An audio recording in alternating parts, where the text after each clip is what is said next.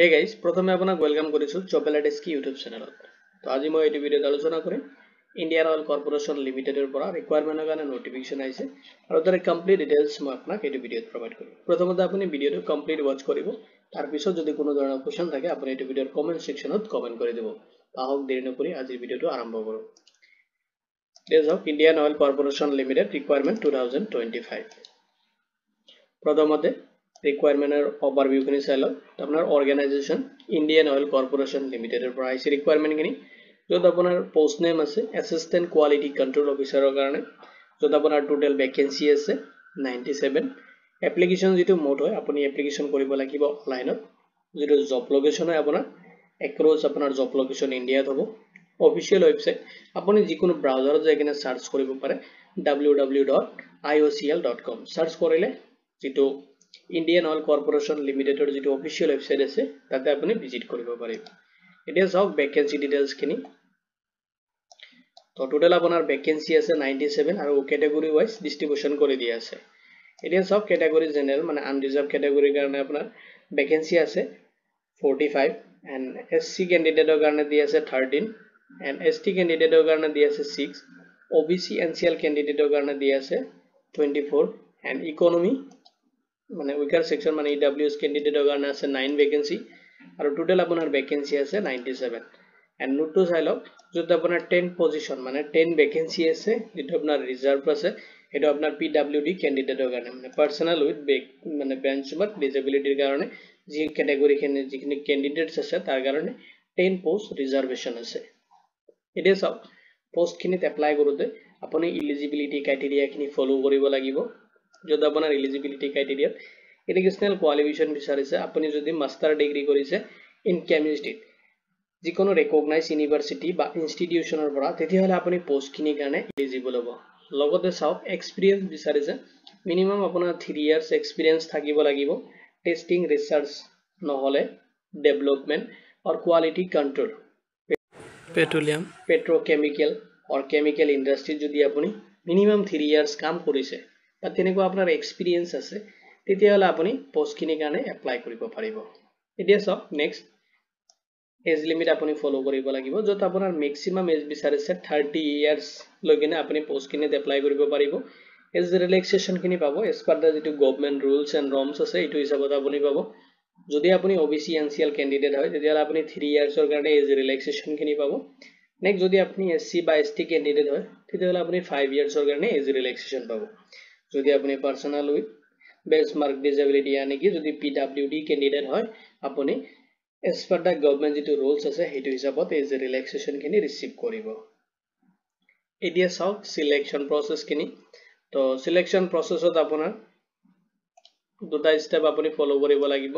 প্ৰথম আপোনাৰ written examination হ'ব, নেক্সট আপোনাৰ পাৰ্সোনাল ইন্টাৰভিউ হ'ব। দুটা ষ্টেজত আপোনাৰ সিলেকশন প্ৰসেস খিনি কমপ্লিট হ'ব। এতিয়া চাওক স্যালাৰি এন্ড বেনিফিটস খিনি। তো যেটো পে স্কেল হয় স্যালাৰিটো আপুনি পাব 40,000 ৰ পৰা ষ্টাৰ্ট হৈ কিনে আপ টু 1,40,000 আপুনি পাৰ মান্থ আপুনি ৰিসিভ কৰিব। লগতে আপুনি পাব এডিশনাল কিছুমান বেনিফিটস আছে, য'ত আপোনাৰ dearness allowances short form DA and house rent allowances যেটো এইচআৰএ এন্ড মেডিকেল বেনিফিটস, লগতে পাব আপুনি প্ৰভিডেন্ট ফান্ড মানে পিএফ যেটো বেনিফিটস হয় সেইখিনি আপুনি এডিশনালি ৰিসিভ কৰিব। এতিয়া চাওক how to apply online অনলাইনত আপুনি কেনেকৈ এপ্লাই কৰিব তাৰ বেসিক ডিটেইলছ খিনি মই আপোনাক ইয়াতে প্ৰভাইড কৰিম। নেক্সট মই আপোনাক লৈ যাম যেটো অনলাইন পোৰ্টাল আছে তাতে আপুনি কেনেকৈ ভিজিট কৰিব কমপ্লিট ডিটেইলছ মই তাতে আপোনাক প্ৰভাইড কৰিম। এতিয়া চাওক প্ৰথমত স্টেপ যেটো হয় আপুনি ভিজিট কৰিব লাগিব যেটো অফিচিয়েল ওয়েবসাইট আছে তাতে ভিজিট কৰিব, যেটো লিংক মই ভিডিওৰ ডেসক্ৰিপচনতো প্ৰভাইড কৰি দিম, নহলে আপুনি যিকোনো ব্ৰাউজাৰত যাই কিনে সাৰ্চ কৰিব পাৰে www.iocl.com সাৰ্চ কৰিলে যেটো ইণ্ডিয়ান অইল কৰ্পোৰেচন লিমিটেডৰ যেটো অফিচিয়েল ওয়েবসাইট আছে তাতে আপুনি ডাইৰেক্ট ভিজিট কৰিব পাৰিব। আৰু তাতে যাই কিনে আপুনি যেটো ৰিকুৱাৰমেন্ট সেকশন আছে সেইটো আপুনি ফাইন্ড আউট কৰিব লাগিব এন্ড আপুনি সিলেক্ট কৰিব লাগিব লেটেষ্ট যেটো জব ওপেনিং আছে তাতে যাই কিনে আপুনি ফাইন্ড আউট কৰিব লাগিব যেটো ৰিকুৱাৰমেন্ট চলি আছে, ৰিকুৱাৰমেন্টটো লেটেষ্ট ওপেনিংত যাই কিনে পাব। আৰু তাতে আপুনি ক্লিক কৰিব লাগিব যেটো অনলাইন এপ্লাই লিখা আছে তাতে ক্লিক কৰিব। তো ক্লিক কৰাৰ লগে লগে আপোনাৰ যেটো এপ্লিকেশন ফৰ্ম হয় সেইটো ওপেন হৈ যাব, য'ত আপোনাৰ প্ৰথমবাৰৰ কাৰণে আপুনি ৰেজিষ্ট্ৰেচন প্ৰসেস খিনি কমপ্লিট কৰিব। নেক্সট আপোনাৰ যেটো এপ্লিকেশন ফৰ্ম হয় আপুনি সাবমিট কৰিব লাগিব, য'ত আপোনাৰ personal educational working experience details লগতে আপুনি আপলোড কৰিব লাগিব যিখিনি ৰিকুৱাৰমেণ্ট ডকুমেণ্টছ আছে যেনেকৈ আপোনাৰ ফটো সিগনেচাৰ এণ্ড আপোনাৰ এক্সপিৰিয়েঞ্চ সাৰ্টিফিকেট এডুকেশ্যনেল সাৰ্টিফিকেটখিনি ৰিকুৱাৰমেণ্ট যিখিনি ডকুমেণ্টছ লাগে আপুনি তাতে সাবমিট কৰিব লাগিব নেক্সট আপুনি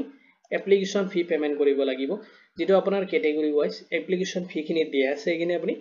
থ্ৰু অনলাইনত পেমেন্ট খিনি কমপ্লিট কৰিব যত আপুনি ইউজ কৰিব পাৰে net banking credit card debit card UPI through আপোনাৰ এটসেট্ৰা আপুনি দি কিনে আপোনাৰ পেমেন্ট খিনি কমপ্লিট কৰিব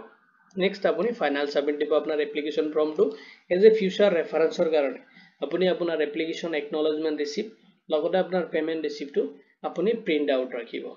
এটা সব ইম্পৰ্টেন্ট ডেটস খিনি তো এপ্লিকেশ্যন অলৰেডি ষ্টাৰ্ট হৈছে আপোনাৰ মাৰ্চ 1 2025 ৰ পৰা অনলাইন এপ্লিকেশ্যনটো অলৰেডি চলি আছে যদি আপুনি ইন্টাৰেষ্টেড হয় এণ্ড এলিজিবল ক্যান্ডিডেট হয় তেতিয়াহলে আপুনি এপ্লাই কৰিব কাৰণ অলৰেডি এপ্লাই চলি আছে আৰু এপ্লাইৰ যেটো লাষ্ট ডেট হয় আপোনাৰ এপ্লিকেশ্যনটো সাবমিট কৰিব পাৰিব মাৰ্চ 21 2025 লৈকে তো এক্সাম ডেটটো ফিক্স নহয় তথাপি মানে এপ্ৰিল 2025 ত হ'ব পাৰে এক্সাক্ট নহয় যে হ'ব আপোনাৰ যদি এপ্লিকেশ্যন খিনি আপুনি কমপ্লিট সাবমিট কৰি দিয়ক তেতিয়া এক্সামৰ মানে নোটিফিকেশ্যন যেতিয়া আহিব তেতিয়াহে ফিক্স কৰিব পাৰিব আপুনি কেতিয়া এক্সামটো হয় এতিয়া সব ইম্পৰ্টেন্ট লিংক খিনি তো এপ্লাই লিংক খিনি অফিচিয়েল নোটিফিকেশ্যনৰ যেটো পিডিএফ আছে আপুনি ডাউনলোড কৰিব পাৰিব পিডিএফ টো আমাৰ পোৰ্টেলৰ পৰা চবেলা ডেস্কেপ পোৰ্টেল যেটো লিংক মই ভিডিঅৰ ডেসক্ৰিপচনত প্ৰভাইড কৰি দিম আপুনি তাতে ভিজিট কৰি কিনে তাতে এপ্লাই ক্লিক কৰি এপ্লাই অনলাইনত ক্লিক কৰিলে আপুনি এপ্লাই পোৰ্টেলৰ ৰিডাইৰেক্ট হ'ব পাৰিব নেক্সট আপুনি ক্লিক আৰু ডাউন ক্লিক কৰিলে আপোনাৰ যেটো অফিচিয়েল নোটিফিকেশ্যন আছে হেটা আপুনি যে পিডিএফ ফৰম্যাটত আপুনি ডাউনলোড কৰিব পাৰিব এণ্ড যেটো অফিচিয়েল ওয়েবসাইট আছে যেটো লিংক মই ভিডিঅৰ ডেসক্ৰিপচনত প্ৰভাইড কৰি দিম তাতে যদি আপুনি ক্লিক কৰে ডাইৰেক্ট আপুনি অফিচিয়েল ওয়েবসাইটত ভিজিট কৰিব পাৰিব এতিয়া চাওক আপুনি যেটো কেৰিয়াৰ সেকশন আছে তাতে যেতিয়া ভিজিট কৰিব এনেকৈ আপোনাৰ পেজটো খোল খাব তেতিয়া আপুনি স্ক্ৰল কৰি চাব requirement of assistant quality control অফিচাৰৰ কাৰণে যেটো অফিচিয়েল নোটিফিকেশ্যন আছে আপুনি ইয়াৰ পৰা ডাউনলোড কৰি ল'ব পাৰিব নেক্সট আপুনি চাওক click here to apply online দি আছে আপুনি যদি জাস্ট এটা ক্লিক কৰে ক্লিক কৰি দিয়াৰ লগে লগে যদি এপ্লাই পোৰ্টেল আছে সেইটো ওপেন হৈ যাব এটো এপ্লাই পোৰ্টেল হয় এটা হাৰ পিছত এতিয়া চাওক আপুনি যেহেতু এইটো পেজত এতিয়া লাগে ৰেজিষ্ট্ৰেচন প্ৰসেস খিনি কমপ্লিট কৰা নাই সেইকাৰণে আপুনি প্ৰথমতে ৰেজিষ্ট্ৰেচন প্ৰসেস খিনি কমপ্লিট কৰিব লাগিব তো ৰেজিষ্ট্ৰেচনত ক্লিক কৰি দিব ক্লিক কৰি দিয়াৰ পিছত চাব আপুনি যেটো পেজ হয় এটা অলপ লোডিং ল'ব লোৱাৰ পিছত আপোনাৰ ৰেজিষ্ট্ৰেচন মানে যেটো পেজ হয় এটা ওপেন হৈ যাব আপুনি এটা চাওক ইনস্ট্ৰাকশন খিনি দিয়া আছে আপুনি ইনস্ট্ৰাকশন খিনি অলপ পঢ়ি ল'ব নেক্সট চাওক আপুনি যেটা আপোনাৰ ৰেজিষ্ট্ৰেচন প্ৰসেস খিনি কৰোতে আপোনাৰ এপ্লিকেশ্যন ফৰ্মটো সাবমিট কৰিব লাগিব প্ৰথমতে চাওক কোনটো পোষ্টৰ কাৰণে আপুনি এপ্লাই কৰিব পোষ্টটো সিলেক্ট কৰিব যদি আপোনাৰ এটা পোষ্টে আছে যেটো আপোনাৰ এসিস্ট্যান্ট কোৱালিটি কন্ট্ৰোল অফিচাৰৰ কাৰণে ৰিকুৱাৰমেণ্ট চলি আছে আপুনি এটো সিলেক্ট কৰিব পোষ্ট যেটো কোড হয় এটো অটোমেটিক্যালি সিলেক্ট হ'ব আপুনি এতে একো কৰিব নালাগে নেক্সট আপুনি দিব লাগিব আপোনাৰ ফুল নেম তো আপুনি যদি এপ্লাই কৰি আছে আপোনাৰ নেমটো আপুনি দিব যে আপোনাৰ এডুকেশ্যনাল ডকুমেন্টছ হিচাপত দিব যেটো আপোনাৰ ক্লাছ 10 সাৰ্টিফিকেট আছে বা মাৰ্কশিট আছে এটো হিচাপত আপোনাৰ যেটো নেম ও কাৰেক্ট হয় কাৰেক্ট নেমটো আপুনি এতে ফিল আপ কৰিব নেক্সট আপুনি দিব লাগিব আপোনাৰ ভ্যালিড মোবাইল নাম্বাৰ এটা এণ্ড মোবাইল নাম্বাৰটো কনফাৰ্ম কৰিব অল্টাৰনেটিভ নাম্বাৰ আপুনি দিলে দিব পাৰে নিদিলে নাই এটো অপচনেল হয় আৰু যিখিনি ষ্টাৰ মাৰ্ক দিয়া থাকিব আপুনি সেইখিনি মেন্ডেটৰি হয় আপুনি এটো ফিল আপ কৰিবই লাগিব নেক্সট আপুনি দিব লাগিব এটা আপোনাৰ valid email ID and email আইডিটো আপুনি কনফাৰ্ম কৰি কিনে জেনাৰেট ওটিপি ক্লিক কৰিব জেনাৰেট ওটিপি ক্লিক কৰাৰ লগে লগে আপোনাৰ যেটো মোবাইল নাম্বাৰ আপুনি তাতে পেস্ট কৰিছে মানে ফিল আপ কৰিছে তাতে এটা ওটিপি সোমাব এণ্ড আপোনাৰ যেটো মেইল আইডি আপুনি তাতে ফিল আপ কৰিছে তাতে এটা মেইল আইডি এটা ওটিপি সোমাব তো ওটিপি টো আপুনি ভেৰিফিকেশ্যন কৰিব অলপ তলত আহিব ডিক্লেৰেশ্যন বক্সটো যেটো আছে আই এগ্ৰিত আপুনি ক্লিক কৰিব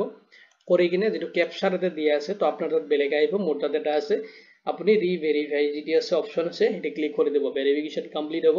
আপোনাৰ যেটো এপ্লিকেশ্যন ৰেজিষ্ট্ৰেচন প্ৰসেস খিনি কমপ্লিট হ'ব তো ৰেজিষ্ট্ৰেচন প্ৰসেস খিনি কমপ্লিট হোৱাৰ পিছত আপুনি যাব লাগিব লগইন অপচনত লগইন অপচনত ক্লিক কৰিব ক্লিক কৰাৰ পিছত